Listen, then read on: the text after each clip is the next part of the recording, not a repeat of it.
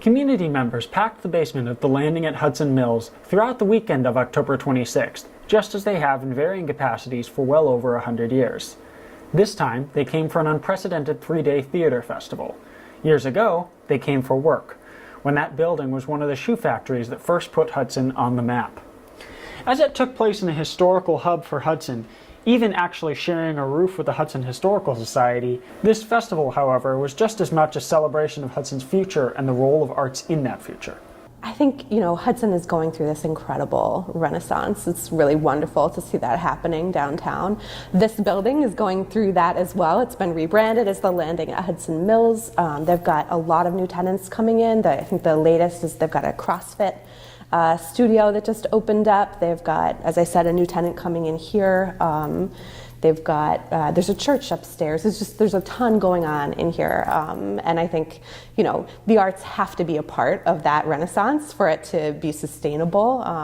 It's just as a driver of economic development, but also in terms of the town's culture. So it works out really well that this is the spot.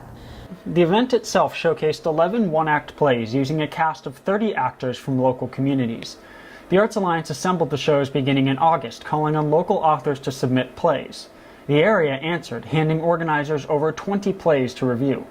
In the end, those organizers selected 10 to premiere at the festival, adding an 11th as well.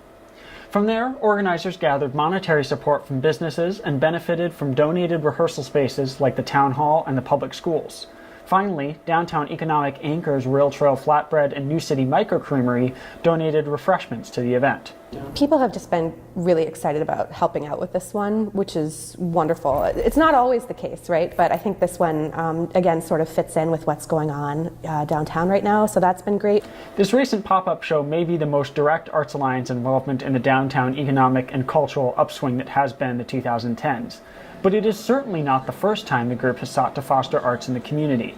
As officials and the general public recognize the need for art, Danielle Griggs says the Arts Alliance will happily continue to deliver as it has for many years. And I think everybody is talking about the great stuff that's been happening downtown, all of this new energy that's coming in, which is wonderful, and sort of seeing the arts as, bringing the arts into downtown as sort of the next step.